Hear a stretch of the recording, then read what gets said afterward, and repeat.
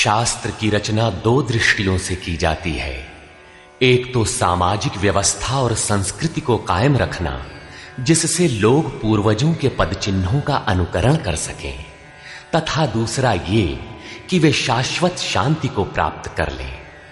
Ramcharitmanas, Bible, Quran इत्यादि में दोनों पक्षों का समावेश है, किंतु भौतिक दृष्टि प्रधान होने के कारण मनुष्य समाजोपयोगी व्यवस्था को ही पकड़ पाता है। आध्यात्मिक सूक्तियों को भी वो सामाजिक व्यवस्था के ही संदर्भ में देखने लगता है। कहता है कि ऐसा तो शास्त्र में लिखा है।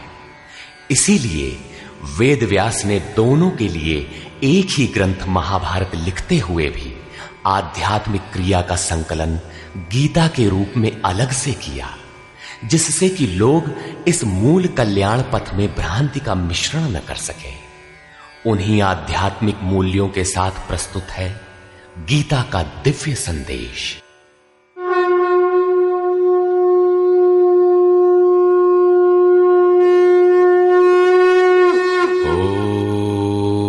ओम श्री परमात्मने नमः। यथार्थ गीता, श्रीमद् भगवत गीता, अथ तृतीयो अध्यायः।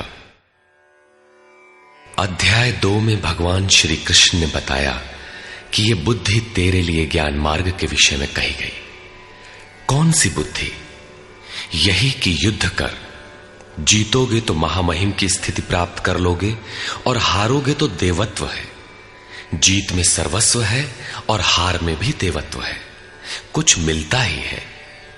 अतः इस दृष्टि से लाभ और हानि दोनों में कुछ न कुछ मिलता है, किंचित भी क्षति नहीं है। फिर कहा, अब इसी को तू निष्काम कर्मयोग के विषय में सुन। जिस बुद्धि से युक्त होकर तू कर्मों के बंधन से अच्छी प्रकार छूट जाएगा। फिर उसकी विशेषताओं पर प्रकाश डाला। कर्म करते समय आवश्यक सावधानियों पर बल दिया कि फल की वासना वाला ना हो, कामनाओं से रहित होकर कर्म में प्रवृत्त हो और कर्म करने में तेरी अश्रद्धा भी ना हो, जिससे तू कर्म बंधन से मुक्त हो जाएगा। मुक्त तो होगा, किंतु रास्ते में अपनी स्थिति नहीं दिखाई पड़ी। अतः अर्जुन को निष्काम कर्मयोग की अपेक्षा ज्ञान मार्ग सरल और प्राप्ति वाला प्रतीत हुआ। उसने प्रश्न किया, जनार्दन, निष्काम कर्म की अपेक्षा ज्ञान मार्ग आपकी दृष्टि में श्रेष्ठ है, तो मुझे भयंकर कर्मों में क्यों लगाते हैं? प्रश्न स्वाभाविक था। मान लें एक ही स्थान पर जाने के दो रास्ते हैं। यदि आपको वास्तव में जाना है तो आप अवश्य प्रश्न करेंगे कि इनमें सुगम कौन है। यदि नहीं करते तो आप पथिक नहीं। ठीक इसी प्रकार अर्जुन ने भी प्रश्न रखा। अर्जुन उवाच,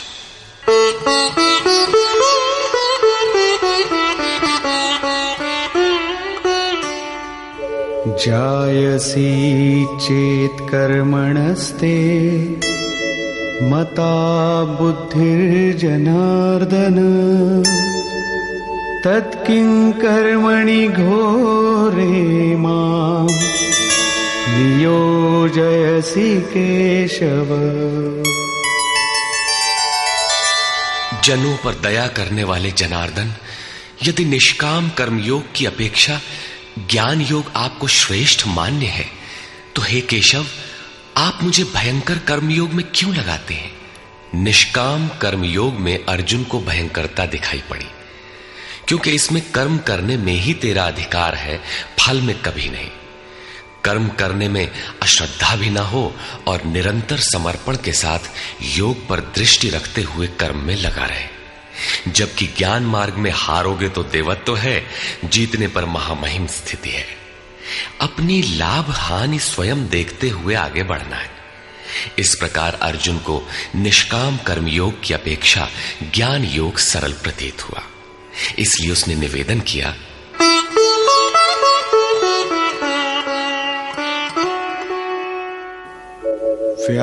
व्यामिश्रेणेव वाक्येन बुद्धिं मोहयसीव मे तदेकं वद निश्चित्य येन श्रेयोऽहमाप्नुयाम्। आप इन मिले हुए से वचनों से मेरी बुद्धि मोहित सी करते हैं।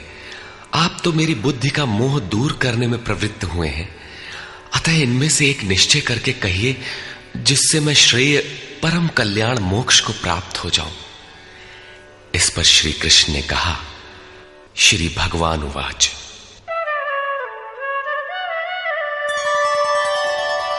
लोकेऽस्मिन् द्विविधा निष्ठा पुरा प्रोक्ता मया नघ, ज्ञानयोगेन सांख्यानां कर्मयोगेन योगिनाम्। निष्पाप अर्जुन, इस संसार में सत्य शोध की दो धाराएं मेरे द्वारा पहले कही गई हैं। पहले का तात्पर्य कभी सत्य युग या त्रेता में नहीं, बल्कि अभी जिसे दूसरे अध्याय में कहे आए हैं। ज्ञानियों के लिए ज्ञान मार्ग और योगियों के लिए निष्काम कर्म योग बताया गया है। दोनों ही मार्गों के अनुसार कर्म तो करना ही पड़ेगा, कर्म अनिवार्य है।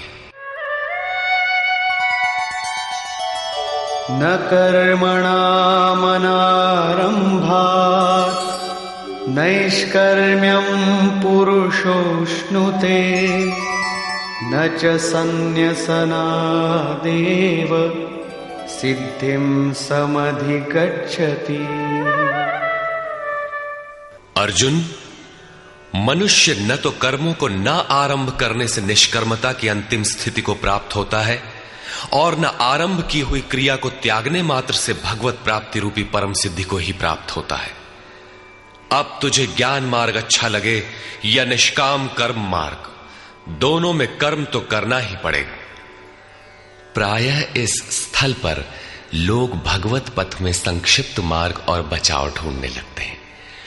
कर्म आरंभ ही न करें, हो गए निष्कर्मी। कहीं ऐसी भ्रांति न रह जाए, इसलिए श्री कृष्ण बल देते हैं कि कर्मों को न आरंभ करने से कोई निष्कर्म भाव को नहीं प्राप्त होता।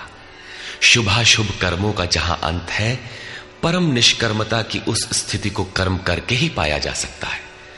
इसी प्रकार बहुत से लोग कहते हैं, हम तो ज्ञान मार्गी हैं, ज्ञान मार्ग में कर्म है ही नहीं। ऐसा मानकर कर्मों को त्यागने वाले ज्ञानी नहीं होते। आरंभ की हुई क्रिया को त्यागने मात्र से कोई भगवत साक्षात्कार रूपी परम सिद्धि को प्राप्त नहीं होता है, क्योंकि नहि कश्चित् क्षणमपि जातु तिष्ठत्य कर्मकृत्, कार्यते ह्यवशः कर्म सर्वः प्रकृतिजैर्गुणैः। कोई भी पुरुष किसी काल में क्षण मात्र भी कर्म किए बिना नहीं रहता, क्योंकि सभी पुरुष प्रकृति से उत्पन्न हुए गुणों द्वारा विवश होकर कर्म करते हैं। प्रकृति और प्रकृति से उत्पन्न गुण जब तक जीवित हैं, तब तक कोई भी पुरुष कर्म किए बिना रह ही नहीं सकता। अध्याय 4 के 33वें और 37वें श्लोक में श्री कृष्ण कहते हैं कि यावन मात्र कर्म ज्ञान में समाप्त हो जाते हैं। ज्ञान रूपी अग्नि संपूर्ण कर्मों को भस्म कर देता है। यहां वे कहते हैं कि कर्म किए बिना कोई रहता ही नहीं। अंततः वे महापुरुष कहते क्या हैं? उनका आशय है कि यज्ञ करते करते तीनों गुणों से अतीत हो जाने पर मन के विलय और साक्षात्कार के साथ यज्ञ का परिणाम निकल जाने पर कर्म शेष हो जाते हैं। उस निर्धारित क्रिया की पूर्णता से पहले कर्म मिटते नहीं, प्रकृति पिंड नहीं छोड़ती।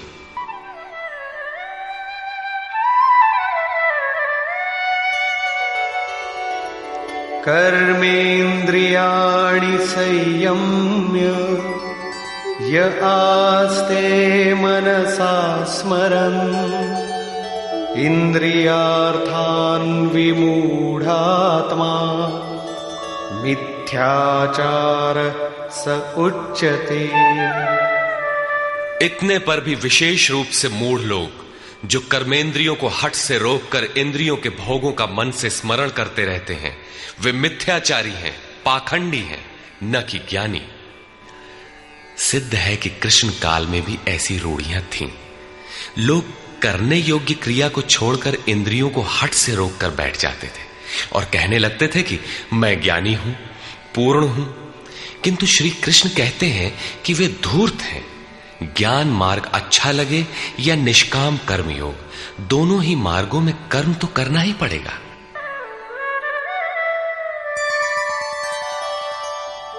यस्त्विन्द्रियाणि मनसा नियम्यारभतेऽर्जुन कर्मेन्द्रियैः कर्मयोगम् असक्तः स विशिष्यते।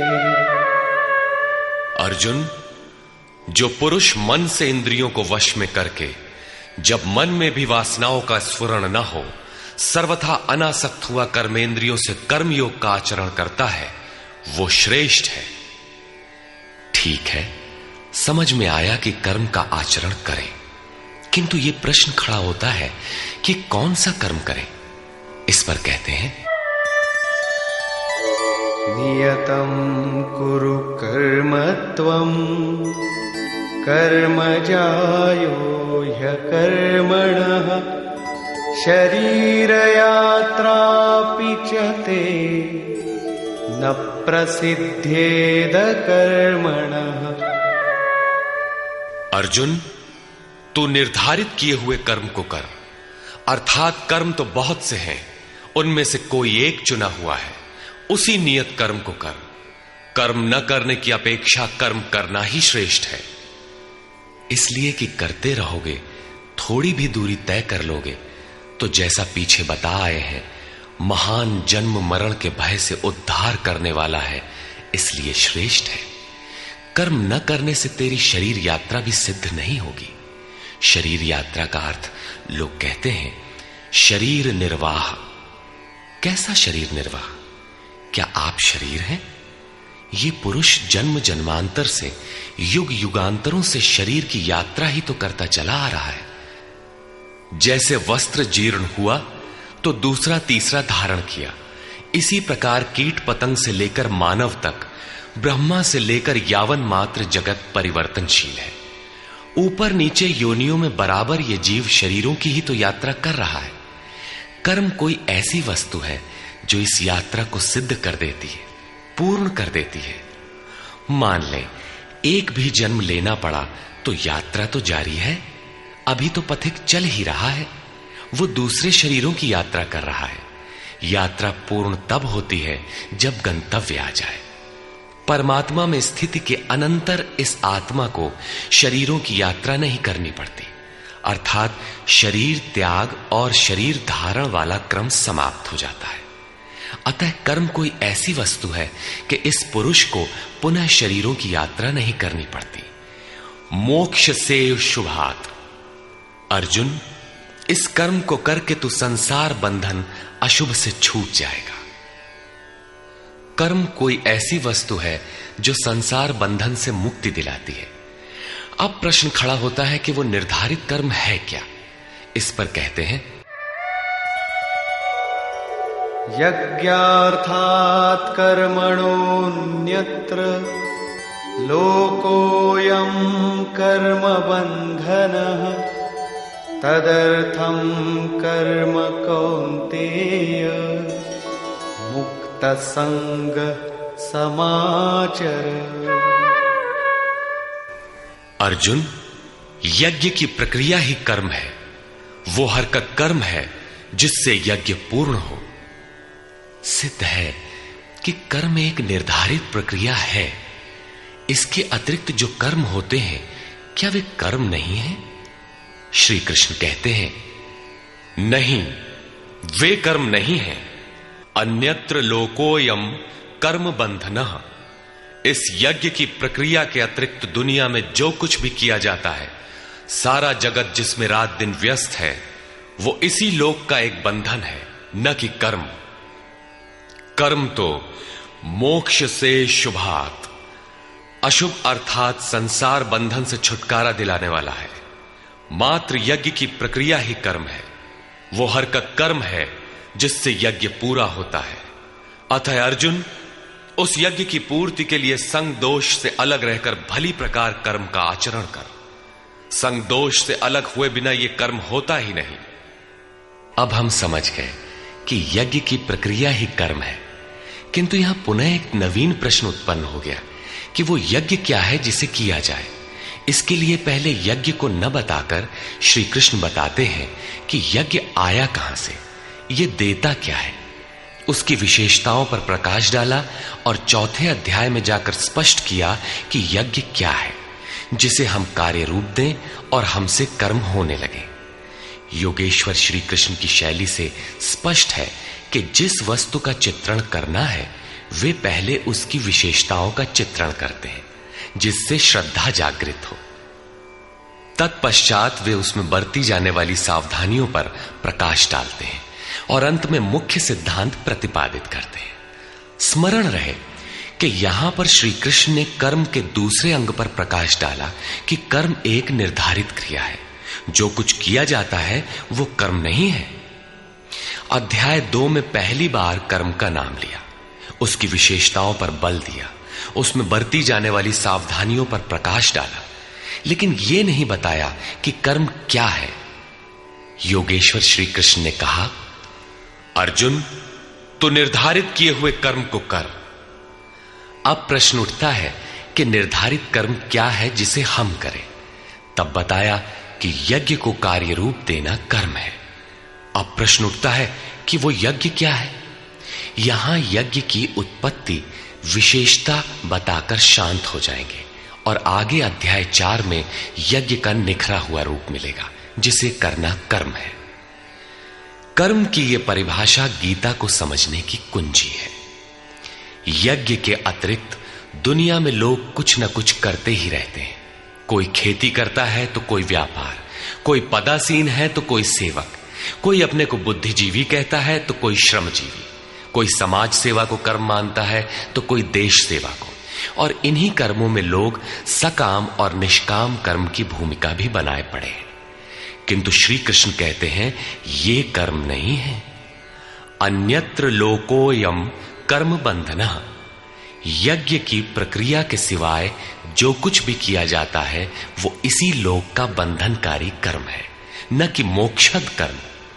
वस्तुतः यज्ञ की प्रक्रिया ही कर्म है। अब यज्ञ न बताकर पहले ये बताते हैं कि यज्ञ आया कहां से।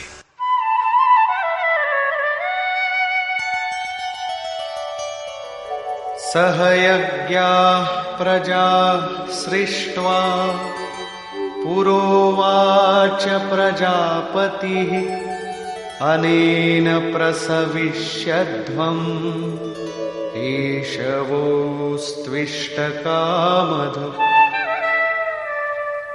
प्रजापति ब्रह्मा ने कल्प के आदि में यज्ञ सहित प्रजा को रचकर कहा कि इस यज्ञ द्वारा वृद्धि को प्राप्त हो। ये यज्ञ तुम लोगों को इष्ट कामधुक, जिसमें अनिष्ट ना हो, विनाश रहित इष्ट संबंधी कामना की पूर्ति करने वाला हो। यज्ञ सहित प्रजा को किसने रचा? प्रजापति ब्रह्मा ने। ब्रह्मा कौन? क्या 4 मुख और 8 आंखों वाला देवता जैसा कि प्रचलित है? नहीं।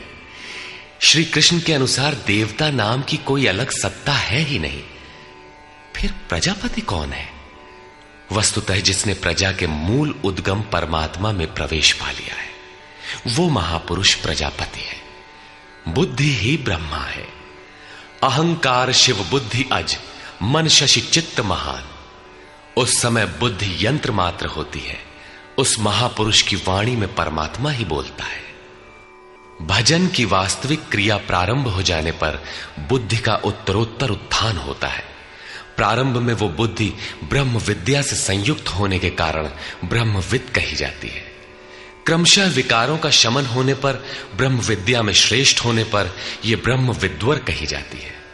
उत्थान और सूक्ष्म हो जाने पर बुद्धि की अवस्था विकसित हो जाती है। वो ब्रह्म विद्वरीयान कहलाती है। उस अवस्था में ब्रह्म विद्वेत्ता पुरुष दूसरों को भी उत्थान मार्ग पर लाने का अधिकार प्राप्त कर लेता है। बुद्धि की पराकाष्ठा है ब्रह्म विद्वरिष्ट, अर्थात ब्रह्मविद की वो अवस्था जिसमें इष्ट प्रवाहित है।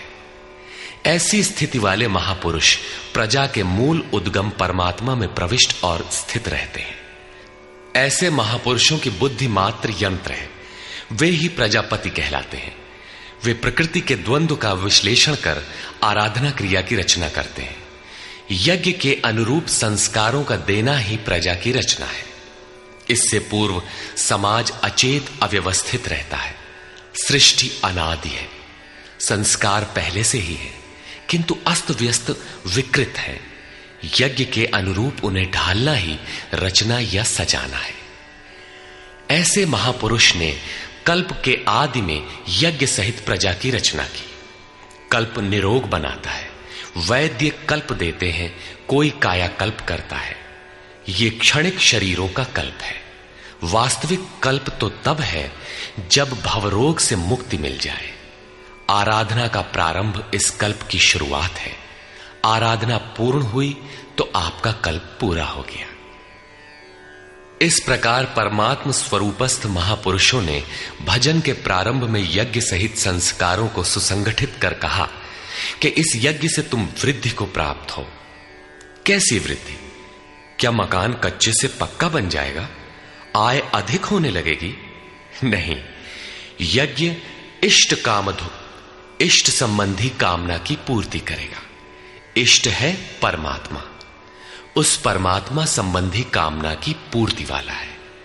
प्रश्न स्वाभाविक है कि यज्ञ सीधे उस परमात्मा की प्राप्ति करा देगा अथवा क्रम क्रम से चलकर।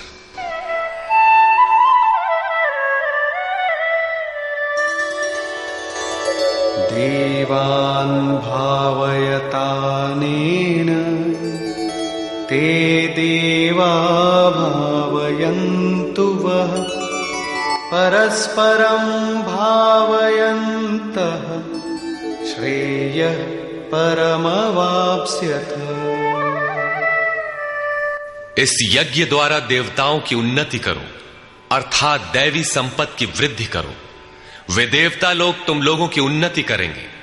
इस प्रकार आपस में वृद्धि करते हुए परम श्रेय, जिसके बाद कुछ भी पाना शेष न रहे, ऐसे परम कल्याण को प्राप्त हो जाओ।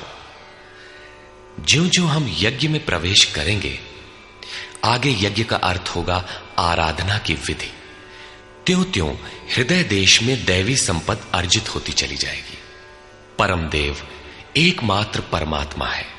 उस परम देव में प्रवेश दिला देने वाली जो संपद है, अंतःकरण की जो सजातीय प्रवृत्ति है, उसी को दैवी संपत्ति कहते हैं। वो परम देव को संभव करती है, इसलिए दैवी संपत्ति कही जाती है, न कि बाहरी देवता जैसा लोग कल्पना कर लेते हैं। योगेश्वर श्री कृष्ण के शब्दों में उनका कोई अस्तित्व नहीं है। आगे कहते हैं,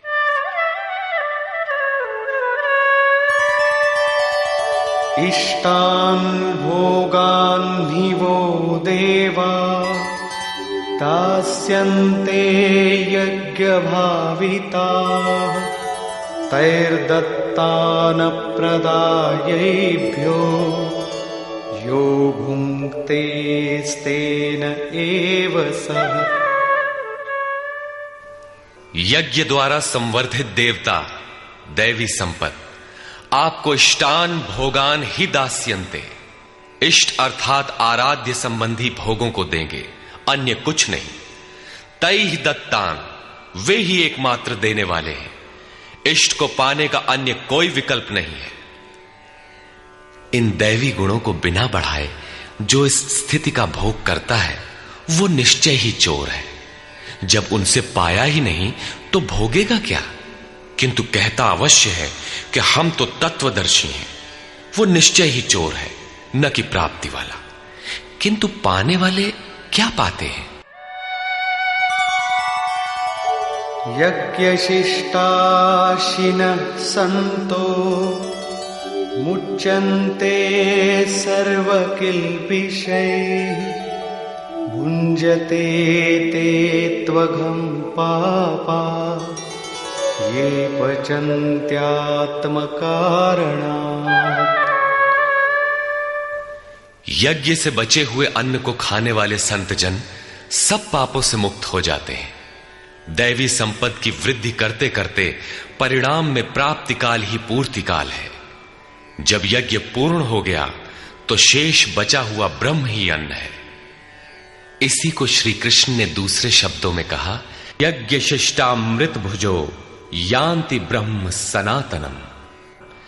यज्ञ जिसकी सृष्टि करता है उस अशन को पान करने वाला ब्रह्म में प्रविष्ट हो जाता है। यहां वे कहते हैं कि यज्ञ से शेष बचे हुए अशन को, ब्रह्म पीयूष को पान करने वाला सब पापों से छुटकारा पा जाता है। संत जन तो छूट जाते हैं, किंतु पापी लोग मोह के माध्यम से उत्पन्न शरीरों के लिए पचते हैं। वे पाप खाते हैं। उन्होंने भजन भी किया, आराधना को समझा, अग्रसर भी हुए, किंतु बदले में एक मीठी सी चाह पैदा हो गई कि आत्म कारणात् शरीर के लिए और शरीर के संबंधों को लेकर कुछ मिले। उसे मिल तो जाएगा, किंतु उतने भोग के पश्चात वो अपने को वहीं खड़ा पाएगा जहां से चलना प्रारंभ किया था। इससे बड़ी क्षति क्या होगी? जब शरीर ही नश्वर है तो इसके सुख भोग कब तक साथ देंगे? वे आराधना तो करते हैं, किंतु बदले में पाप ही खाते हैं। पलटि सुधाते सठ विष लेहि। वो नष्ट तो नहीं होगा, किंतु आगे नहीं बढ़ेगा।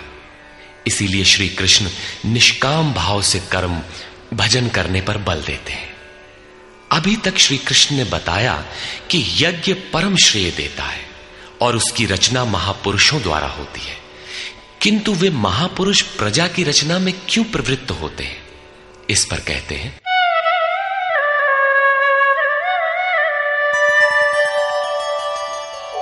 अन्नाद्भवन्ति भूतानि पर्जन्यादन्न संभवः यज्ञाद्भवति पर्जन्यो यज्ञः कर्म समुद्भवः।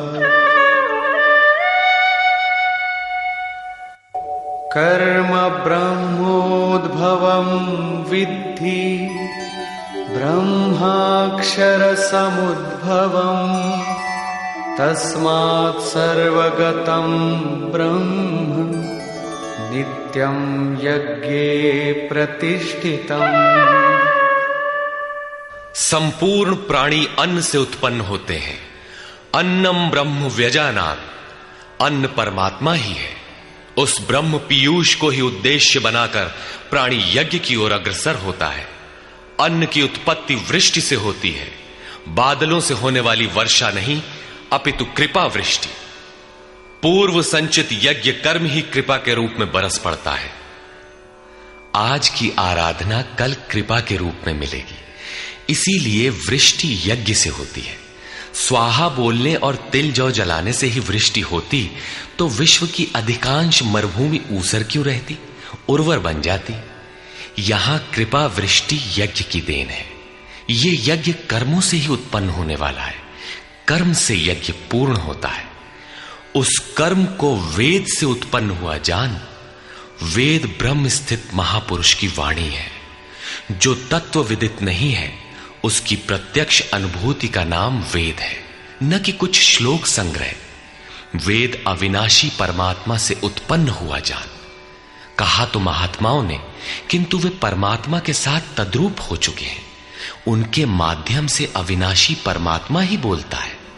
इसलिए वेद अपौरुषेय कहे जाते हैं। महापुरुष वेद कहां से पा गए? तो वेद अविनाशी परमात्मा से उत्पन्न हुआ। वे महापुरुष उससे तद्रूप हैं।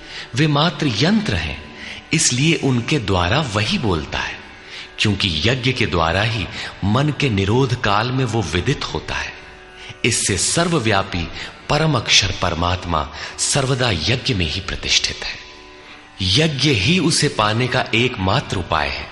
इसी पर बल देते हैं।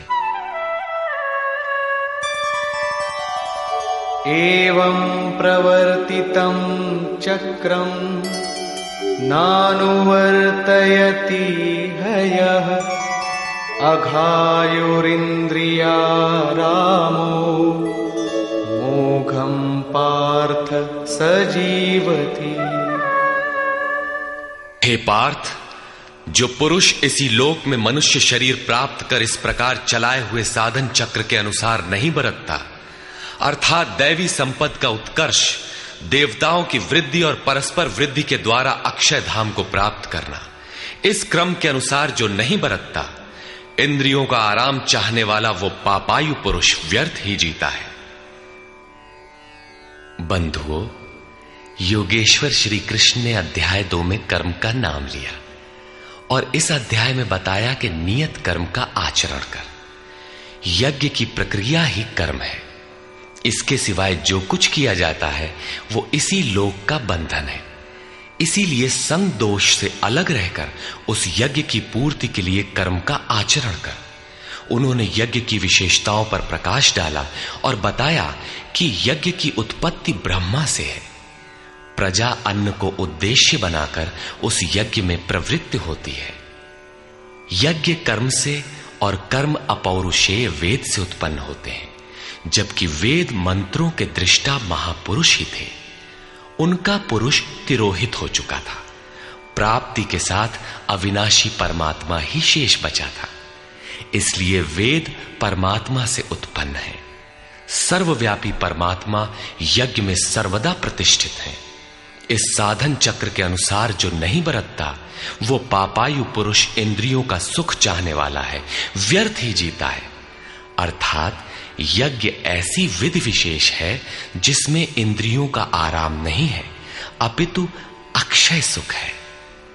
इंद्रियों के संयम के साथ इसमें लगने का विधान है। इंद्रियों का आराम चाहने वाले पापायु हैं। अभी तक श्री कृष्ण ने नहीं बताया है कि यज्ञ है क्या, परंतु क्या यज्ञ करते ही रहेंगे या इसका कभी अंत भी होगा? इस पर योगेश्वर कहते हैं, यस्त्वात्मरतिरेव स्यात् आत्मतृप्तश्च मानवः आत्मन्येव च सन्तुष्टः तस्य कार्यं न विद्यते। परंतु जो मनुष्य आत्मा में ही रत, आत्मतृप्त और आत्मा में ही संतुष्ट है, उसके लिए कोई कर्तव्य नहीं रह जाता। यही तो लक्ष्य था। जब अव्यक्त सनातन अविनाशी आत्म तत्व प्राप्त हो गया तो आगे ढूंढे किसे? ऐसे पुरुष के लिए न कर्म की आवश्यकता है न किसी आराधना की। आत्मा और परमात्मा एक दूसरे के पर्याय हैं। इसी का पुनः चित्रण करते हैं। नैव तस्य कृतेनार्थो नाकृतेनेह कश्चन न चास्य सर्वभूतेषु कश्चिदर्थव्यपाश्रयः।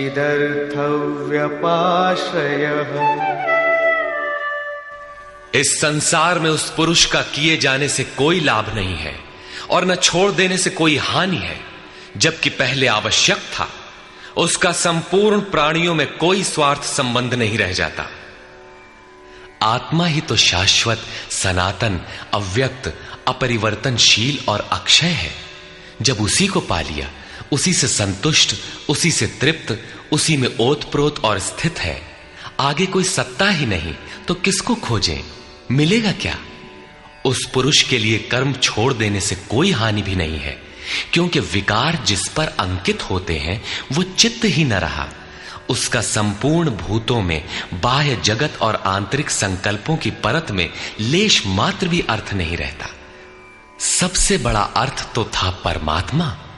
जब वही उपलब्ध है तो दूसरों से उसका क्या प्रयोजन होगा? तस्मादसक्तः सततं कार्यं कर्म समाचर असक्तो ह्याचरन् कर्म परमाप्नोति पुरुषः। इस स्थिति को प्राप्त करने के लिए तू अनासक्त हुआ। निरंतर कार्यम कर्म, जो करने योग्य कर्म है उस कर्म को अच्छी प्रकार कर, क्योंकि अनासक्त पुरुष कर्म के आचरण से परमात्मा को प्राप्त होता है। नियत कर्म, कार्यम कर्म एक ही है। कर्म की प्रेरणा देते हुए वे कहते हैं,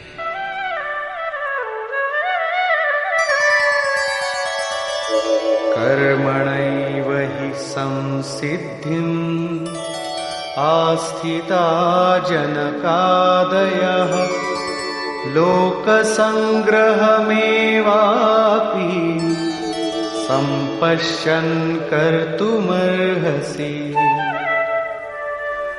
जनक माने राजा जनक नहीं, जनक जन्मदाता को कहते हैं। योग ही जनक है, आपके स्वरूप को जन्म देता है, प्रकट करता है। योग से संयुक्त प्रत्येक महापुरुष जनक हैं। ऐसे योग संयुक्त बहुत से ऋषियों, जनकादयः, जनक इत्यादि ज्ञानी जन महापुरुष भी कर्मणा एव संसिद्धिम, कर्मों के द्वारा ही परम सिद्धि को प्राप्त हुए हैं। परम सिद्धि माने परम तत्व परमात्मा की प्राप्ति। जनक इत्यादि जितने भी पूर्व में होने वाले महर्षि हुए हैं, इस कार्यम कर्म के द्वारा जो यज्ञ की प्रक्रिया है, इस कर्म को करके ही संसिद्धिम, परम सिद्धि को प्राप्त हुए। किंतु प्राप्ति के पश्चात वे भी लोक संग्रह को देखकर कर्म करते हैं, लोकहित को चाहते हुए कर्म करते हैं। अतः तू भी प्राप्ति के पश्चात लोकनायक बनने के लिए कार्य करने के ही योग्य है। क्यों? यद्यदाचरति श्रेष्ठः तत्तदेवेतरो जनः स यत्प्रमाणं कुरुते लोकस्तदनुवर्तते। श्रेष्ठ पुरुष जो जो आचरण करता है, अन्य पुरुष भी उसके अनुसार ही करते हैं। वो महापुरुष जो कुछ प्रमाण कर देता है, संसार उसका अनुसरण करता है। पहले श्री कृष्ण ने स्वरूप में स्थित आत्मतृप्त महापुरुष की रहनी पर प्रकाश डाला कि उसके लिए कर्म किए जाने से न कोई लाभ और न छोड़ने से कोई हानि। फिर भी जनकादि कर्म में भली प्रकार बरतते थे। वहां उन महापुरुषों से श्री कृष्ण धीरे से अपनी तुलना कर देते हैं कि मैं भी एक महापुरुष हूं। न मे पार्थास्ति कर्तव्यम् त्रिषु लोकेषु किंचन नानवाप्तमवाप्तव्यम् वर्त एव च कर्मणि। हे पार्थ, मुझे तीनों लोकों में कोई कर्तव्य नहीं है। पीछे कह आए हैं कि उस महापुरुष का समस्त भूतों में कोई कर्तव्य नहीं है। यहां कहते हैं तीनों लोकों में मुझे कुछ भी कर्तव्य शेष नहीं है, तथा किंचन मात्र प्राप्त होने योग्य वस्तु अप्राप्त नहीं है। तब भी मैं कर्म में भली प्रकार बरतता हूं। क्यों? यदि हम न वर्तेयम् जातु कर्मण्यतन्द्रितः मम वर्त्मानुवर्तन्ते मनुष्याः पार्थ सर्वशः। क्योंकि यदि मैं सावधान होकर कदाचित कर्म में न बरतूं तो मनुष्य मेरे बर्ताव के अनुसार बरतने लग जाएंगे। तो क्या आपका अनुकरण भी बुरा है? श्री कृष्ण कहते हैं हां। उत्सीदेयुरिमे लोका न कुर्यां कर्म चेदहम् संकरस्य च कर्ता स्याम् उपहन्यामि माः प्रजाः। यदि मैं सावधान होकर कर्म न करूं तो ये सब लोग भ्रष्ट हो जाएं और मैं संकरस्य, वर्ण संकर का करने वाला हूं तथा इन सारी प्रजा का हनन करने वाला, मारने वाला बनूं। स्वरूप में स्थित महापुरुष सतर्क रहकर यदि आराधना क्रम में न लगे रहें तो समाज उनकी नकल करके भ्रष्ट हो जाएगा। महापुरुष ने तो आराधना पूर्ण करके परम नैष्कर्म्य की स्थिति को पाया है। वे न करें तो उनके लिए कोई हानि नहीं है। किंतु समाज ने तो अभी आराधना आरंभ ही नहीं की। पीछे वालों के मार्गदर्शन के लिए ही महापुरुष कर्म करते हैं। मैं भी करता हूं। अर्थात श्री कृष्ण एक महापुरुष थे, न कि बैकुंठ से आए हुए कोई विशेष भगवान। उन्होंने कहा कि महापुरुष लोक संग्रह के लिए कर्म करता है, मैं भी करता हूं। यदि न करूं तो लोगों का पतन हो जाए, सभी कर्म छोड़ बैठेंगे। मन बड़ा चंचल है, ये सब कुछ चाहता है, केवल भजन नहीं चाहता। यदि स्वरूपस्थ महापुरुष कर्म न करें तो देखा देखी पीछे वाले भी तुरंत कर्म छोड़ देंगे। उन्हें बहाना मिल जाए कि ये भजन नहीं करते, पान खाते हैं, इत्र लगाते हैं, सामान्य बातें करते हैं, फिर भी महापुरुष कहलाते हैं। ऐसा सोचकर वे भी आराधना से हट जाते हैं, पतित हो जाते हैं। श्री कृष्ण कहते हैं कि यदि मैं कर्म न करूं तो सब भ्रष्ट हो जाए और मैं वर्ण संकर का कर्ता बनूं। स्त्रियों के दूषित होने से वर्ण संकर तो देखा सुना जाता है। अर्जुन भी इसी के भय से विकल था कि स्त्रियां दूषित होंगी तो वर्ण संकर पैदा होंगे। किंतु श्री कृष्ण कहते हैं यदि मैं सावधान होकर आराधना में लगा न रहूं तो वर्ण संकर का कर्ता हूं। वस्तुतः आत्मा का शुद्ध वर्ण है परमात्मा। अपने शाश्वत स्वरूप के पथ से भटक जाना वर्ण संकरता है। यदि स्वरूपस्थ महापुरुष क्रिया में नहीं बरतता तो लोग उनके अनुकरण में क्रिया रहित हो जाएंगे, आत्म पथ से भटक जाएंगे, वर्ण संकर हो जाएंगे, वे प्रकृति में खो जाएंगे। स्त्रियों का सतीत्व एवं नस्ल की शुद्धता एक सामाजिक व्यवस्था है, अधिकारों का प्रश्न है। समाज के लिए उसकी उपयोगिता भी है, किंतु माता पिता की भूलों का संतान की साधना पर कोई प्रभाव नहीं पड़ता। आपन करनी पार उतरनी। हनुमान, व्यास, वशिष्ठ, नारद, शुकदेव, कबीर, ईसा इत्यादि अच्छे महापुरुष हुए, जबकि सामाजिक कुलीनता से इनका संपर्क नहीं है। आत्मा अपने पूर्व जन्म के गुण धर्म लेकर आता है। श्री कृष्ण कहते हैं मनः षष्ठानीन्द्रियाणि प्रकृतिस्थानी कर्षति। मन सहित इंद्रियों से जो कार्य इस जन्म में होता है उनके संस्कार लेकर जीवात्मा पुराने शरीर को त्याग कर नवीन शरीर में प्रवेश कर जाता है। इसमें जन्मदाताओं का क्या लगा? उनके विकास में कोई अंतर नहीं आया। अतः स्त्रियों के दूषित होने से वर्ण संकर नहीं होता। स्त्रियों के दूषित होने और वर्ण संकर से कोई संबंध नहीं है। शुद्ध स्वरूप की ओर अग्रसर न होकर प्रकृति में बिखर जाना ही वर्ण संकर है। यदि महापुरुष सावधान होकर क्रिया, नियत कर्म में बरतते हुए लोगों से क्रिया न कराएं तो वो उस सारी प्रजा का हनन करने वाला, मारने वाला बने। साधना क्रम में चलकर उस मूल अविनाशी की प्राप्ति ही जीवन है और प्रकृति में बिखरे रहना, भटक जाना मृत्यु है। किंतु वो महापुरुष इस सारी प्रजा को यदि क्रिया पथ पर नहीं चलाता, उस सारी प्रजा को बिखराव से रोककर सतपथ पर नहीं चलाता, तो वो सारी प्रजा का हनन करने वाला हत्यारा है, हिंसक है। और क्रमशः चलते हुए जो चला लेता है वो शुद्ध अहिंसा है। गीता के अनुसार शरीर का निधन, नश्वर कलेवरों का निधन मात्र परिवर्तन है, हिंसा नहीं। सक्ताः कर्मण्य विद्वांसो यथा कुर्वन्ति भारत कुर्याद् विद्वांस्तथा सक्तः चिकीर्षुर्लोक संग्रहम्। हे भारत, कर्म में आसक्त हुए अज्ञानी जन जैसे कर्म करते हैं, वैसे ही अनासक्त हुआ विद्वान, पूर्ण ज्ञाता भी लोक हृदय में प्रेरणा और कल्याण संग्रह चाहता हुआ कर्म करे। यज्ञ की विधि जानते और करते हुए भी हम अज्ञानी हैं। ज्ञान का अर्थ है प्रत्यक्ष जानकारी। जब तक लेश मात्र भी हम अलग हैं, आराध्य अलग है, तब तक अज्ञान विद्यमान है। जब तक अज्ञान है तब तक कर्म में आसक्ति रहती है। अज्ञानी जितनी आसक्ति से आराधना करता है उसी प्रकार अनासक्त। जिसे कर्मों से प्रयोजन नहीं है तो आसक्ति क्यों होगी?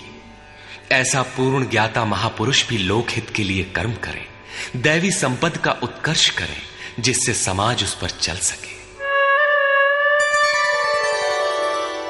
न बुद्धिभेदं जनयेद् अज्ञानां कर्मसंगिनां जोषयेत् सर्वकर्माणि विद्वान् युक्तः समाचरन्। ज्ञानी पुरुषों को चाहिए कि कर्मों में आसक्ति वाले अज्ञानियों की बुद्धि में भ्रम न पैदा करें, अर्थात स्वरूपस्थ महापुरुष ध्यान दें कि उनके किसी आचरण से पीछे वालों के मन में कर्म के प्रति अश्रद्धा न उत्पन्न हो जाए। परमात्म तत्व से संयुक्त महापुरुष को भी चाहिए कि स्वयं भली प्रकार नियत कर्म करता हुआ उनसे करावे। यही कारण था कि पूज्य महाराज जी वृद्धावस्था में भी रात के 2 बजे ही उठकर बैठ जाएं, खांसने लगे। 3 बजे बोलने लगे, उठो मिट्टी के पुतलो। सब उठकर चिंतन में लग जाएं तो स्वयं थोड़ा लेट जाएं। कुछ देर बाद फिर उठकर बैठ जाएं, कहें, तुम लोग सोचते हो कि महाराज सो रहे हैं, किंतु मैं सोता नहीं, श्वास में लगा हूं। वृद्धावस्था का शरीर है, बैठने में कष्ट होता है, इसी से मैं पड़ा रहता हूं। लेकिन तुम्हें तो स्थिर और सीधे बैठकर चिंतन में लगना है। जब तक तैल धारा के सदृश श्वास की डोरी न लग जाए, क्रम न टूटे, अन्य संकल्प बीच में व्यवधान उत्पन्न न कर सकें, तब तक सतत लगे रहना साधक का धर्म है। मेरी श्वास तो बांस की तरह स्थिर खड़ी है। यही कारण है कि अनुयायियों से कराने के लिए वो महापुरुष भली प्रकार कर्म में बरतता है। जिस गुण को सिखावे उसे करके दिखावे। इस प्रकार स्वरूपस्थ महापुरुष को भी चाहिए कि स्वयं कर्म करता हुआ साधकों को भी आराधना में लगाए रहे। साधक भी श्रद्धापूर्वक आराधना में लगे, किंतु चाहे ज्ञान योगी हो अथवा समर्पण भाव वाला निष्काम कर्म योगी हो, साधक में साधना का अहंकार नहीं आना चाहिए। कर्म किसके द्वारा होते हैं, उसके होने में कौन कारण है, इस पर श्री कृष्ण प्रकाश डालते हैं।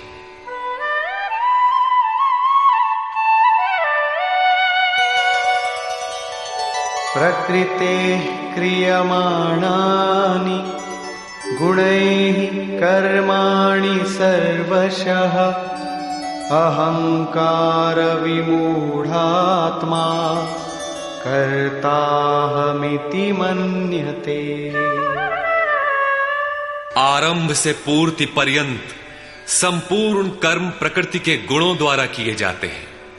फिर भी अहंकार से विशेष मूढ़ पुरुष मैं करता हूं ऐसा मान लेता है। ये कैसे माना जाए कि आराधना प्रकृति के गुणों द्वारा होती है? ऐसा किसने देखा? इस पर कहते हैं, तत्त्ववित्तु महाबाहो गुणकर्म विभागयोः गुणागुणेषु वर्तन्ते इति मत्वा न सज्जते। हे महाबाहु, गुण और कर्म के विभाग को तत्वविद परम तत्व परमात्मा की जानकारी वाले महापुरुषों ने देखा और संपूर्ण गुण गुणों में बरत रहे हैं। ऐसा मानकर वे गुण और कर्मों के कर्तापन में आसक्त नहीं होते। यहां तत्व का अर्थ परम तत्व परमात्मा है, न कि 5 या 25 तत्व जैसा कि लोग गणना करते हैं। योगेश्वर श्री कृष्ण के शब्दों में तत्व एकमात्र परमात्मा है, अन्य कोई तत्व है ही नहीं। गुणों को पार करके परम तत्व परमात्मा में स्थित महापुरुष गुण के अनुसार कर्मों का विभाजन देख पाते हैं। तामसी गुण रहेगा तो उसका कार्य होगा आलस्य, निद्रा, प्रमाद, कर्म में प्रवृत्त न होने का स्वभाव। राजसी गुण रहेंगे तो आराधना में पीछे न हटने का स्वभाव, शौर्य, स्वामी भाव से कर्म होगा। और सात्विक गुण कार्यरत होने पर ध्यान, समाधि, अनुभवी उपलब्धि, धारावाहिक चिंतन, सरलता स्वभाव में होगी। गुण परिवर्तनशील है।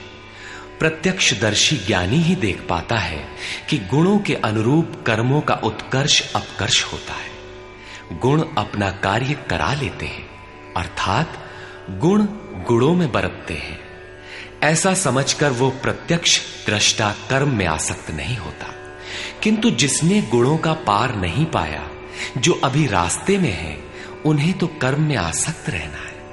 इसलिए प्रकृतेर्गुण सम्मूढ़ाः सज्जन्ते गुण कर्मसु तान् कृत्स्नविदो मंदान् कृत्स्नविन्न विचालयेत्।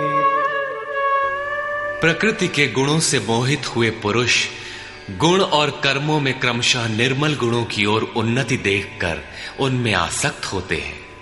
उन अच्छी प्रकार न समझने वाले मंदान शिथिल प्रयत्न वालों को अच्छी प्रकार जानने वाला ज्ञानी चलायमान न करे। उन्हें हतोत्साहित न करे, बल्कि प्रोत्साहन दे, क्योंकि कर्म करके ही उन्हें परम नैष्कर्म्य की स्थिति पाना है।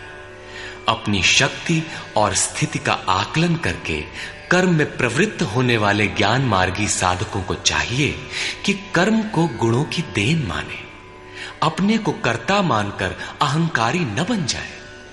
निर्मल गुणों को प्राप्त होने पर भी उनमें आसक्त न हो। किंतु निष्काम कर्मयोगी को कर्म और गुणों के विश्लेषण में समय देने की कोई आवश्यकता नहीं है। उसे तो बस समर्पण के साथ कर्म करते जाना है। कौन गुण आ जा रहा है, ये देखना इष्ट की जिम्मेदारी हो जाती है। गुणों का परिवर्तन और क्रम क्रम से उत्थान वो इष्ट की ही देन मानता है और कर्म होने को भी उन्हीं की देन मानता है। अतः कर्तापन का अहंकार या गुणों में आसक्ति होने की समस्या उसके लिए नहीं रहती, जबकि अनवरत लगा रहता है। इसी पर और साथ ही युद्ध का स्वरूप बताते हुए श्री कृष्ण कहते हैं, मयि सर्वाणि कर्माणि सन्न्यस्याध्यात्मचेतसा निराशीर्निर्ममो भूत्वा युध्यस्व विगतज्वरः।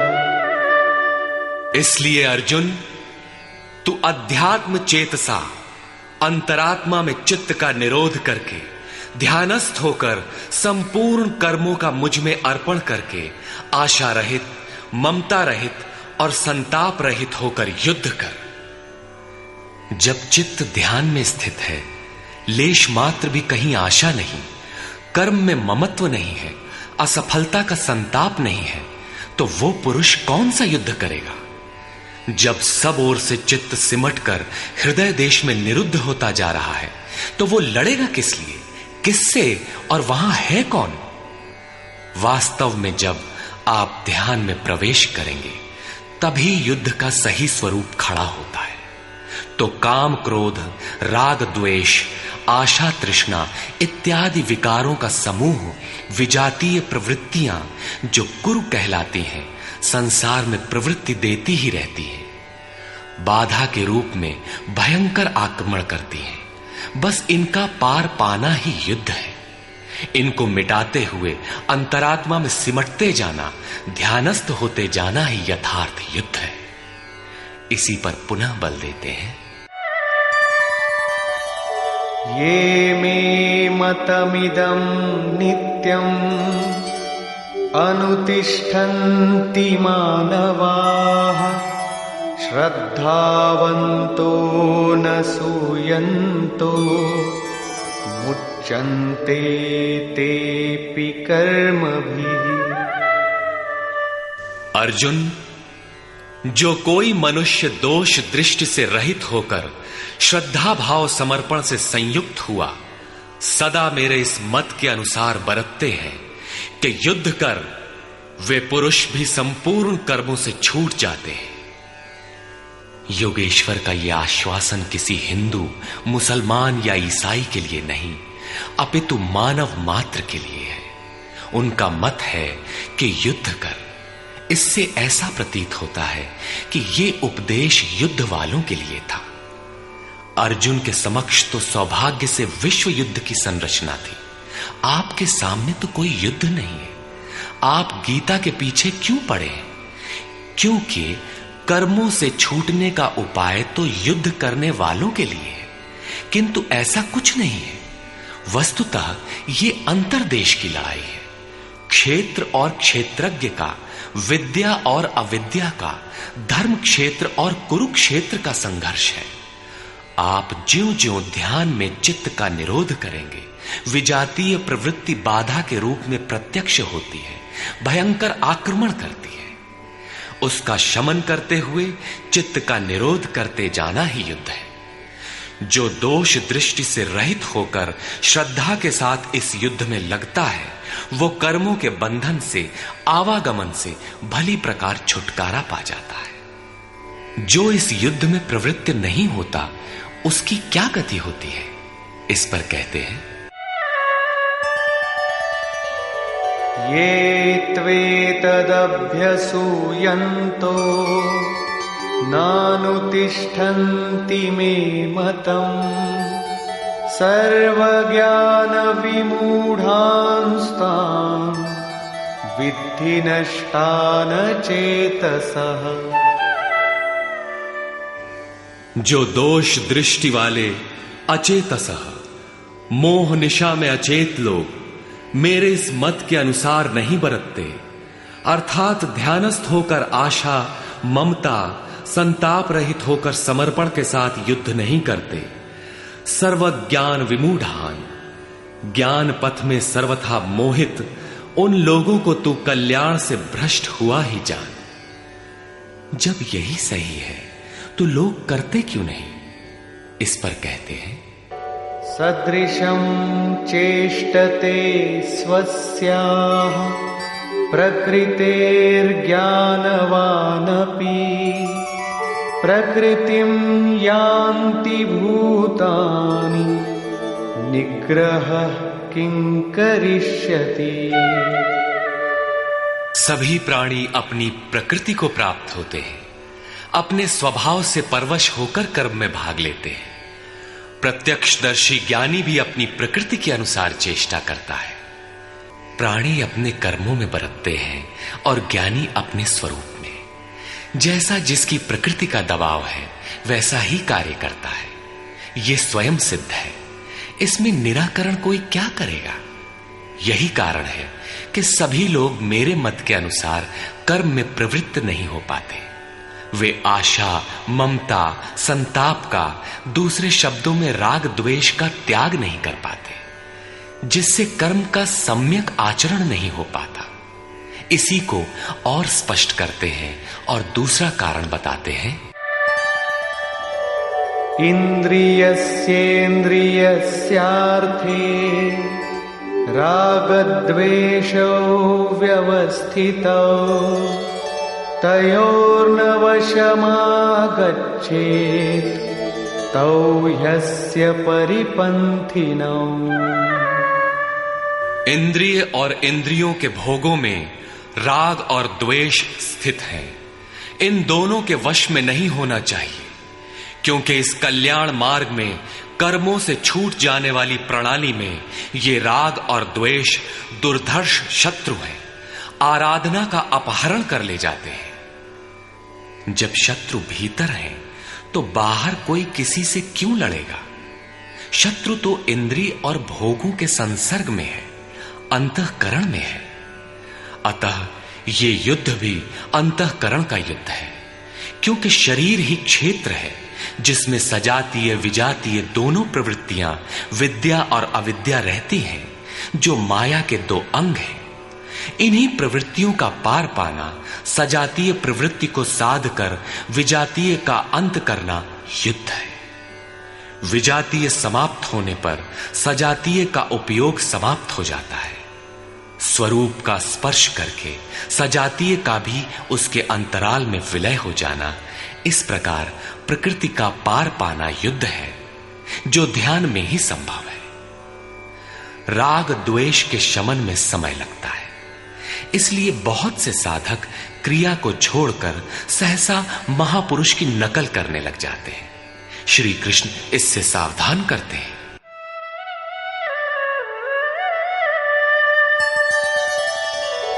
श्रेयान् स्वधर्मो विगुणः परधर्मात् स्वनुष्ठिता स्वधर्मे निधनं श्रेयः परधर्मो भयावह।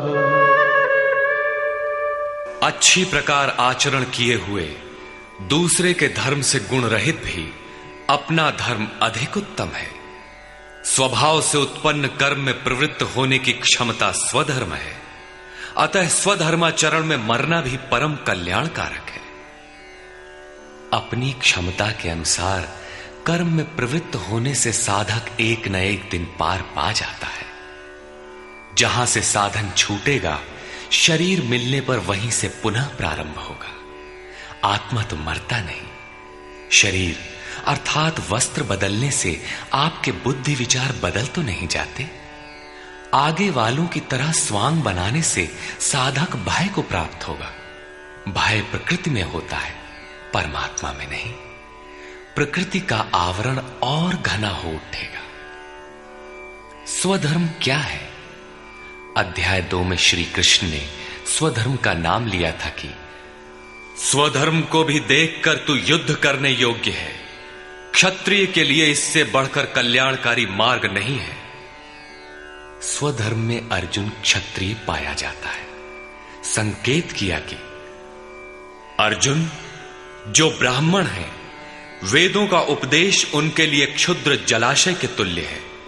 तू वेदों से ऊपर उठ और ब्राह्मण बन, अर्थात स्वधर्म में परिवर्तन संभव है। वहां पुनः कहा कि राग द्वेष के वश में न हो, इन्हें काट, स्वधर्म श्रेयस्कर है। इनका यह आशय नहीं है कि अर्जुन किसी ब्राह्मण की नकल करके उस जैसी वेशभूषा बना ले। एक ही कर्म पथ को महापुरुष ने 4 श्रेणियों में बांट दिया: निकृष्ट, मध्यम, उत्तम, अति उत्तम। इन श्रेणी के साधकों को क्रमशः शूद्र, वैश्य, क्षत्रिय और ब्राह्मण की संज्ञा दी। शूद्र वाली क्षमता से कर्म का आरंभ होता है और साधना क्रम में वही साधक ब्राह्मण बन सकता है। इससे भी आगे जब वो परमात्मा में प्रवेश पा जाता है तो न ब्राह्मणो न क्षत्रियः न वैश्यो न शूद्रः चिदानंद रूपः शिवः केवलोहम्। वो वर्णों से ऊपर हो जाता है। यही श्री कृष्ण भी कहते हैं कि चातुर्वर्ण्यम मया सृष्टम। 4 वर्णों की रचना मैंने की। तो क्या जन्म के आधार पर मनुष्यों को बांटा? नहीं, गुण कर्म विभागशः गुणों के आधार पर कर्म बांटा गया। कौन सा कर्म? क्या सांसारिक कर्म? श्री कृष्ण कहते हैं नहीं, नियत कर्म। नियत कर्म क्या है? वो है यज्ञ की प्रक्रिया जिसमें होता है श्वास में प्रश्वास का हवन, प्रश्वास का श्वास में हवन, इंद्रिय संयम इत्यादि, जिसका शुद्ध अर्थ है योग साधना, आराधना। इस आराधना कर्म को ही 4 श्रेणियों में बांटा गया। जैसी क्षमता वाला पुरुष हो उसे उसी श्रेणी से प्रारंभ करना चाहिए।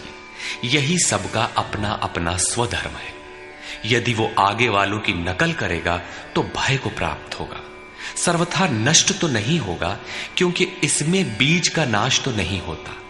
हां, वो प्रकृति के दबाव से भयाक्रांत, दीनहीन अवश्य हो जाएगा। शिशु कक्षा का विद्यार्थी स्नातक कक्षा में बैठने लगे तो स्नातक क्या बनेगा? वो प्रारंभिक वर्णमाला से भी वंचित रह जाएगा। अर्जुन प्रश्न रखता है कि मनुष्य स्वधर्म का आचरण क्यों नहीं कर पाता? अर्जुन उवाच अथ केन प्रयुक्तोऽयम् पापं चरति पूरुषः अनिच्छन्नपि वार्ष्णेय बलादिव नियोजितः। हे कृष्ण, फिर ये पुरुष बरबस घसीट कर लगाए हुए के सदृश न चाहता हुआ भी किसकी प्रेरणा से पाप का आचरण करता है? आपके मत के अनुसार क्यों नहीं चल पाता? इस पर योगेश्वर श्री कृष्ण कहते हैं, श्री भगवान उवाच। काम एष क्रोध एष रजो गुण समुद्भवः महाशनो महापाप्मा विद्येनमिह वैरिणम्। अर्जुन, रजोगुण से उत्पन्न ये काम और ये क्रोध अग्नि के समान भोग भोगने से कभी न तृप्त होने वाले बड़े पापी हैं। काम क्रोध राग द्वेष के ही पूरक हैं। अभी मैंने जिसकी चर्चा की थी, इस विषय में तू इनको ही शत्रु जान। अब इनका प्रभाव बताते हैं।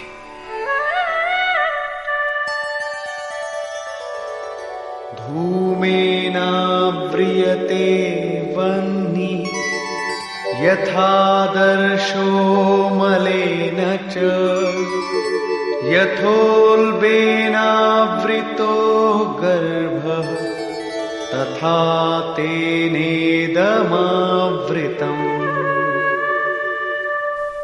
जैसे धुएं से अग्नि और मल से दर्पण ढक जाता है, जैसे जेर से गर्भ ढका हुआ है, ठीक वैसे ही काम क्रोधादि विकारों से यह ज्ञान ढका हुआ है।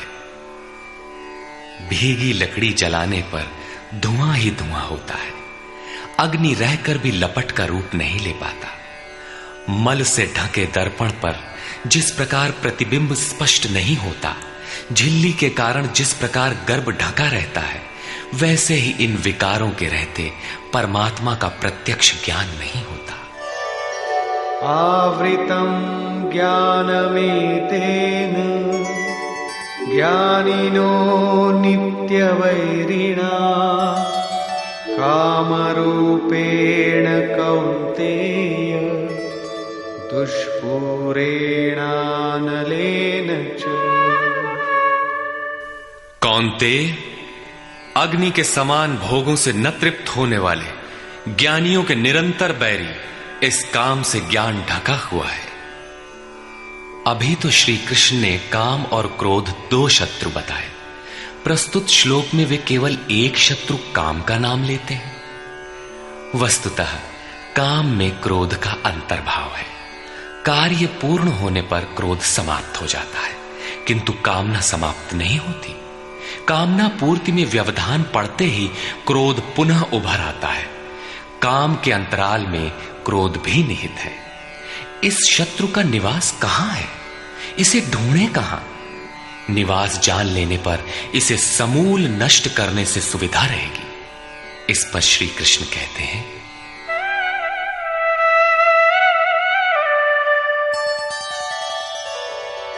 इंद्रियाणि मनो बुद्धि अस्याधिष्ठानमुच्यते एतैर्विमोहयत्येष ज्ञानमावृत्य देहिनम्। इंद्रियां, मन और बुद्धि इसके वास स्थान कहे जाते हैं। ये काम इन मन, बुद्धि और इंद्रियों के द्वारा ही ज्ञान को आच्छादित करके जीवात्मा को मोह में डालता है। तस्मात् त्वमिन्द्रियाण्यादौ नियम्य भरतर्षभ पाप्मानं प्रजह्येनं ज्ञान विज्ञाननाशनम्। इसलिए अर्जुन, तू पहले इंद्रियों को नियम्य संयत कर, क्योंकि शत्रु तो इनके अंतराल में छिपा है। वो तुम्हारे शरीर के भीतर है, बाहर खोजने से वो कहीं नहीं मिलेगा। इंद्रियों को वश में करके ज्ञान और विज्ञान का नाश करने वाले इस पापी काम को ही मार। ये हृदय देश की अंतर जगत की लड़ाई है। काम सीधे पकड़ में नहीं आएगा, अतः विकारों के निवास स्थान का ही घेराव कर लो, इंद्रियों को ही संयत कर लो। किंतु इंद्रियों और मन को संयत करना तो बड़ा कठिन है। क्या ये हम कर पाएंगे? इस पर योगेश्वर श्री कृष्ण आपकी सामर्थ्य बताते हुए प्रोत्साहित करते हैं।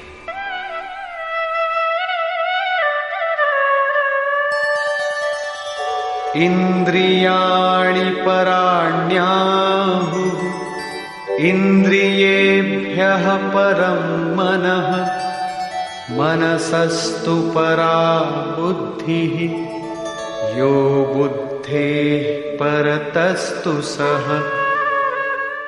अर्जुन, इस शरीर से तू इंद्रियों को परे अर्थात सूक्ष्म और बलवान जान। इंद्रियों से परे मन है, ये उनसे भी बलवान है। मन से परे बुद्धि है, और जो बुद्धि से भी अत्यंत परे है वो तुम्हारा आत्मा है, वही हो तुम। इसलिए इंद्रियों, मन और बुद्धि का निरोध करने में तुम सक्षम हो। एवं बुद्धेः परं बुद्ध्वा संस्तभ्यात्मानमात्मना जहि शत्रुं महाबाहो कामरूपं दुरासदम्। इस प्रकार बुद्धि से परे अर्थात सूक्ष्म और बलवान अपने आत्मा को जानकर, आत्म बल को समझकर, बुद्धि के द्वारा अपने मन को वश में करके अर्जुन, इस काम रूपी दुर्जय शत्रु को मार। काम एक दुर्जय शत्रु है। इंद्रियों के द्वारा ये आत्मा को मोहित करता है, तो अपनी शक्ति समझकर, आत्मा को बलवान समझकर काम रूपी शत्रु को मारना है। कहने की आवश्यकता नहीं है कि ये शत्रु आंतरिक है और युद्ध भी अंतर्देश का ही है। निष्कर्ष, बहुधा गीता प्रेमी व्याख्याताओं ने इस अध्याय को कर्मयोग का नाम दिया है, किंतु यह संगत नहीं है। दूसरे अध्याय में योगेश्वर ने कर्म का नाम लिया। उन्होंने कर्म के महत्व का प्रतिपादन कर उसमें कर्म जिज्ञासा जागृत की, और इस अध्याय में उन्होंने कर्म को परिभाषित किया कि यज्ञ की प्रक्रिया ही कर्म है। सिद्ध है कि यज्ञ कोई निर्धारित दिशा है। इसके अतिरिक्त जो कुछ भी किया जाता है वह इसी लोक का बंधन है। श्री कृष्ण जिसे कहेंगे वह कर्म मोक्ष से अशुभा, संसार बंधन से छुटकारा दिलाने वाला कर्म है। श्री कृष्ण ने यज्ञ की उत्पत्ति बताई, वह देता क्या है, उसकी विशेषताओं का चित्रण किया, यज्ञ करने पर बल दिया। उन्होंने कहा इस यज्ञ की प्रक्रिया ही कर्म है। जो नहीं करते वे पापायु, आराम चाहने वाले व्यर्थ जीते हैं। पूर्व में होने वाले महर्षियों ने भी इसे करके ही परम नैष्कर्म्य सिद्धि को पाया। वे आत्मतृप्त हैं, उनके लिए कर्म की आवश्यकता नहीं है। फिर भी पीछे वालों के मार्गदर्शन के लिए वे भी कर्म में भली प्रकार लगे रहते थे। उन महापुरुषों से श्री कृष्ण ने अपनी तुलना की कि मेरा भी अब कर्म करने से कोई प्रयोजन नहीं है, किंतु मैं भी पीछे वालों के हित के लिए ही कर्म में बरतता हूं। श्री कृष्ण ने स्पष्ट अपना परिचय दिया कि वे एक योगी थे। उन्होंने कर्म में प्रवृत्त साधकों को चलायमान न करने को कहा, क्योंकि कर्म करके ही उन साधकों को स्थिति प्राप्त करनी है। यदि नहीं करेंगे तो नष्ट हो जाएंगे। इस कर्म के लिए ध्यानस्थ होकर युद्ध करना है। आंखें बंद हैं, इंद्रियों से सिमटकर चित्त का निरोध हो चला तो युद्ध कैसा। उस समय काम, क्रोध, राग, द्वेष बाधक होते हैं। इन विजातीय प्रवृत्तियों का पार पाना ही युद्ध है। आसुरी संपद कुरुक्षेत्र विजातीय प्रवृत्ति को शनैः शनैः छांटते हुए ध्यानस्थ होते जाना ही युद्ध है। वस्तुतः ध्यान में ही युद्ध है। यही इस अध्याय का सारांश है, जिसमें न कर्म बताया न यज्ञ। यदि यज्ञ समझ में आ जाए तो कर्म समझ में आए। अभी तो कर्म समझाया ही नहीं गया। इस अध्याय में केवल स्थित प्रज्ञ महापुरुष के प्रशिक्षणात्मक पहलू पर बल दिया गया। यह तो गुरुजनों के लिए निर्देश है। वे न भी करें तो उन्हें कोई क्षति नहीं, और न ऐसा करने में उनका अपना कोई लाभ ही है। किंतु जिन साधकों को परम गति अभीष्ट है, उनके लिए विशेष कुछ कहा ही नहीं। तो यह कर्मयोग कैसे है? कर्म का स्वरूप भी स्पष्ट नहीं है जिसे किया जाए, क्योंकि यज्ञ की प्रक्रिया ही कर्म है। अभी तक उन्होंने इतना ही बताया, यज्ञ तो बताया नहीं। कर्म का स्वरूप स्पष्ट कहां हुआ? हां, युद्ध का यथार्थ चित्रण गीता में यहीं पाया जाता है। संपूर्ण गीता पर दृष्टिपात करें तो अध्याय 2 में कहा कि शरीर नाशवान है, अतः युद्ध कर। गीता में युद्ध का यही ठोस कारण बताया गया। आगे ज्ञान योग के संदर्भ में क्षत्रिय के लिए युद्ध ही कल्याण का एकमात्र साधन बताया गया, और कहा कि यह बुद्धि तेरे लिए ज्ञान योग के विषय में कही गई। कौन सी बुद्धि? यही कि हार जीत दोनों दृष्टियों में लाभ ही है, ऐसा समझकर युद्ध कर। फिर अध्याय 4 में कहा कि योग में स्थित रहकर हृदय में स्थित अपने संशय को ज्ञान रूपी तलवार द्वारा काट। वह तलवार योग में है। अध्याय 5 से 10 तक युद्ध की चर्चा तक नहीं है। 11वें अध्याय में केवल इतना कहा कि ये शत्रु मेरे द्वारा पहले से ही मारे गए हैं। तू निमित्त मात्र होकर खड़ा भर हो जा, यश को प्राप्त कर। ये तुम्हारे बिना भी मारे हुए हैं, प्रेरक करा लेगा। तू इन मुर्दों को ही मार। अध्याय 15 में संसार सुविरूढ़ मूल वाला पीपल वृक्ष जैसा कहा गया, जिसे असंगता रूपी शस्त्र द्वारा काटकर उस परम पद को खोजने का निर्देश मिला। आगे के अध्यायों में युद्ध का उल्लेख नहीं है। हां, अध्याय 16 में असुरों का चित्रण अवश्य है, जो नरकगामी है। अध्याय 3 में ही युद्ध का विशद चित्रण है। श्लोक 30 से श्लोक 43 तक युद्ध का स्वरूप, उसकी अनिवार्यता, युद्ध न करने वालों का विनाश, युद्ध में मारे जाने वाले शत्रुओं के नाम, उन्हें मारने के लिए अपनी शक्ति का आह्वान और निश्चय ही उन्हें काटकर फेंकने पर बल दिया। इस अध्याय में शत्रु और शत्रु का आंतरिक स्वरूप स्पष्ट है, जिनके विनाश की प्रेरणा दी गई है। अतः ओम तत्सदिति श्रीमद् भगवद गीता सूपनिषत्सु ब्रह्म विद्यायाम योग शास्त्रे श्री कृष्णार्जुन संवादे शत्रु विनाश प्रेरणा नाम तृतीयो अध्याय। इस प्रकार स्वामी अड़गड़ानंद कृत श्रीमद् भगवद गीता के भाष्य यथार्थ गीता का 3रा अध्याय पूर्ण होता है।